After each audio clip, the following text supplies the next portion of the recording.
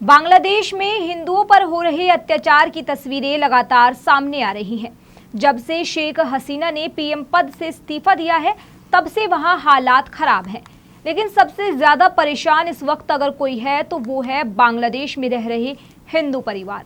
उन पर अत्याचार लगातार किया जा रहा है, उनके घरों और मंदिरों को जलाया जा रहा है और अब तो बात इतनी बढ़ गई है कि हिंदुओं को अल्टीमेटम तक दे दिया गया है, जिसमें कहा गया है कि उनके पास सिर्फ 2 विकल्प हैं, या तो वो मौत को गले लगा ले या इस्लाम को अपना ले।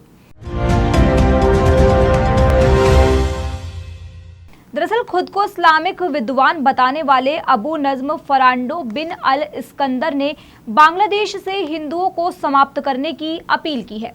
खुद को पीएचडी का छात्र बताने वाले इस मौलाना ने इस्लामिक कानून का हवाला देते हुए कहा है कि मुझे ये जानकर राहत हुई कि अहले सुन्ना इस्लामिक कानून की 4 में से 3 विचारधाराएं ये कहती हैं कि हिंदुओं के पास केवल 2 विकल्प हैं, पहला तलवार और दूसरा ये कि इस्लाम अपना लें। साथ ही इस मौलाना ने ये भी कहा है कि हिंदुओं को शुक्रगुजार होना चाहिए कि उनका सामना हनफी से हुआ है, मलिकी, शैफी, हनबली से नहीं।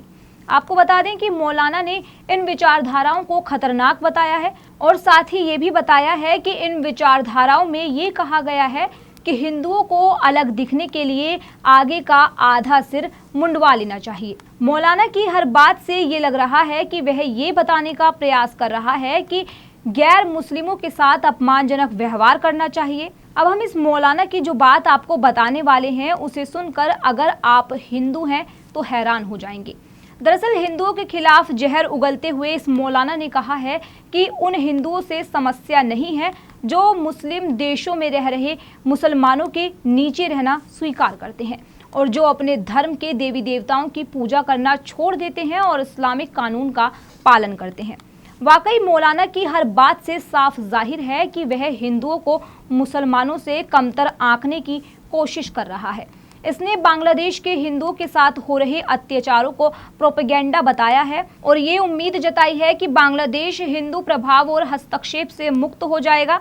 बता दें कि हिंदुओं पर बांग्लादेश में हो रहे अत्याचार को लेकर दुनिया भर के कट्टरपंथी मुसलमानों ने खुशी जाहिर की है और बांग्लादेश में हिंदुओं के नरसंहार की भी उम्मीद जताई है। लेकिन अब बांग्लादेश के हिंदुओं ने भी हुंकार भर ली है और नारा लगाया है कि ये देश किसी के बाप का नहीं है और कहा है हमने खून दिया है, अगर जरूरत पड़ी तो हम फिर से खून देंगे, पर बांग्लादेश नहीं छोड़ेंगे। अब बता दें कि उल्टा हिंदुओं ने ही सरकार को अल्टीमेटम दे दिया है कि अल्पसंख्यकों के खिलाफ हो रहे हमलों को रोकने के लिए सख्त कानून बने और अल्पसंख्यक समुदायों के लिए मंत्रालय और सुरक्षा आयोग की मांग की है।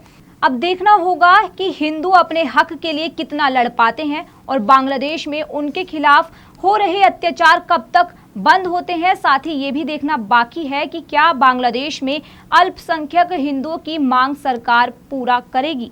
इस खबर में इतना ही। खबर पर आपकी जो भी राय है हमें कमेंट सेक्शन में जरूर बताएं। आप अपना पूरा ख्याल रखिए। मेरा नाम रूपाली शर्मा है। शुक्रिया।